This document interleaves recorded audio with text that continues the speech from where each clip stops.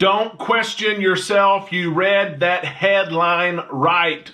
One major player in the cruise industry announced today that there will be passengers on upcoming sailings who test positive for COVID-19. These are passengers who tested positive for COVID-19. They went through their isolation period, and now it's been 11 days, 20 days, 50 days, 90 days, and they're still testing positive for COVID-19. These people will be allowed to cruise. We're going to talk about that. Plus, Royal Caribbean released updated protocols that go through April. We have all that information for you as well today, right here on Island Time.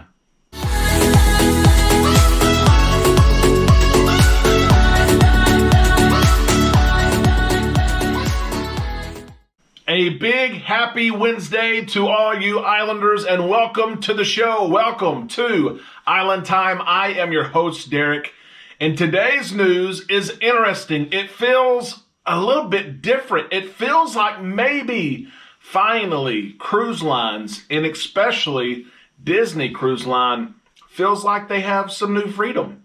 Feels like maybe they're not governed under the CDC in the conditional sail order. It feels like maybe they can establish their own protocols that they can administer on board their ships. It's interesting, since August, cruise lines have administered tests and required that passengers test negative in order to board a cruise ship.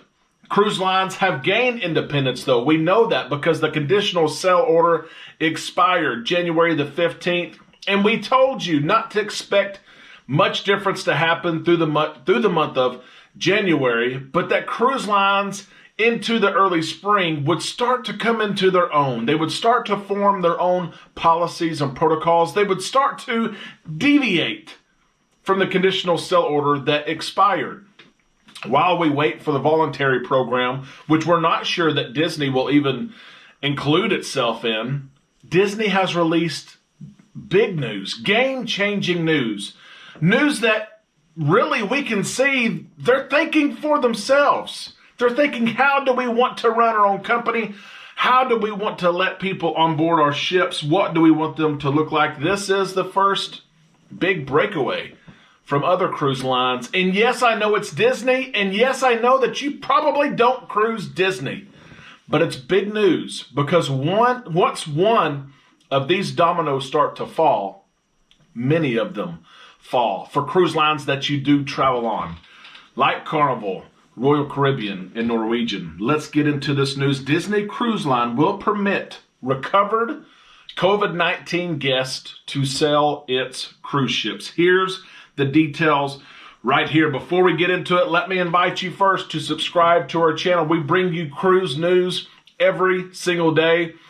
And in order to stay informed for news just like this, and news that kind of shapes the industry, make sure you're subscribed with that notification bell on to make sure you receive notifications every single day when we bring you cruise news. Here we go. Guests, and this is from Disney, guests who have recently recovered from COVID-19, but who still continue to test positive for days and weeks and even months after they've gotten over COVID-19, will be allowed to sail on a Disney cruise.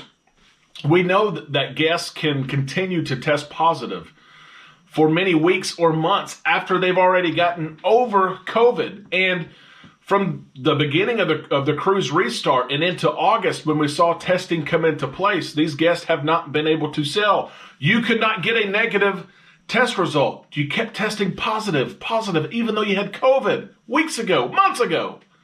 You couldn't cruise. You can now cruise with Disney, but it's going to go much further. Trust me, okay?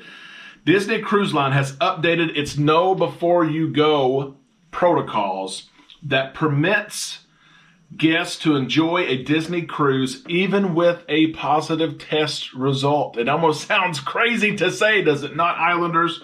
But I think it's the right thing. You have to have proper documentation. We'll talk about this. We'll talk about what it means to the cruise industry. Here's what the Disney website now states. If guests have tested positive for SARS-CoV-2 within 11 to 90 days of their sell date, they may qualify to be considered as 90-day recovered. With the appropriate documentation and subsequent approval, guests considered 90-day recovered are not required to participate in COVID-19 testing during the pre-sale, embarkation, or disembarkation phases of their voyage.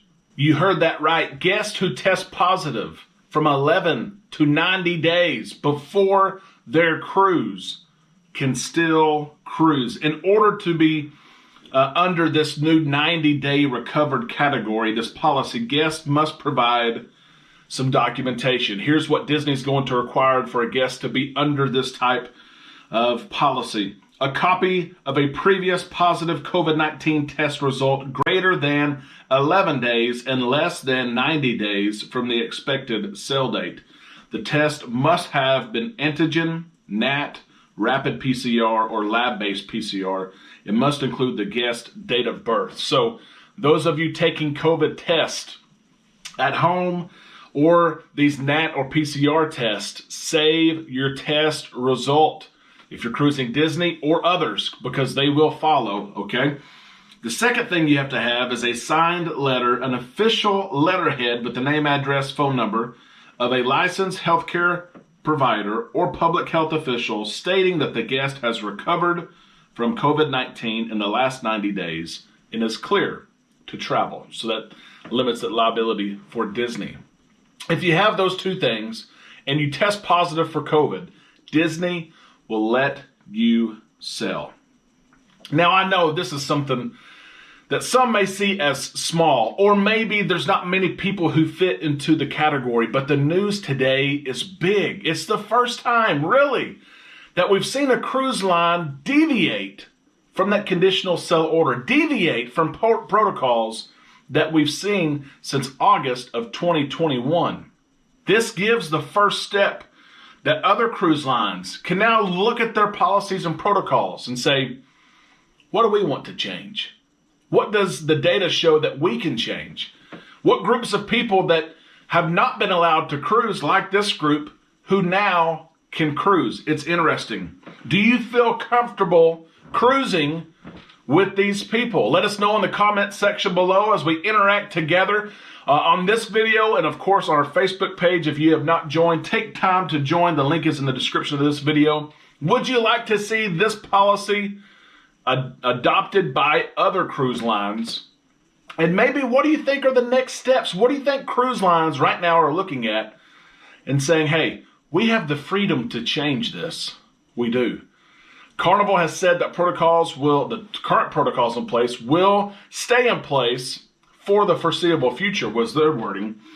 Royal Caribbean releases their protocols that will be in effect until April the 14th of 2022. They are still giving us a date, unlike Carnival, who continues to say for the foreseeable future. Royal Caribbean continues to limit how long their protocols last in hopes of maybe they change for better or for worse. We're not exactly sure.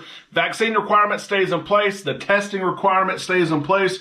But one thing interesting that Royal Caribbean points out is that they indicated that they could have a new requirement, that they could indeed include the booster shot should the CDC change that definition of vaccinated to include boosters. Royal Caribbean says we will also change that.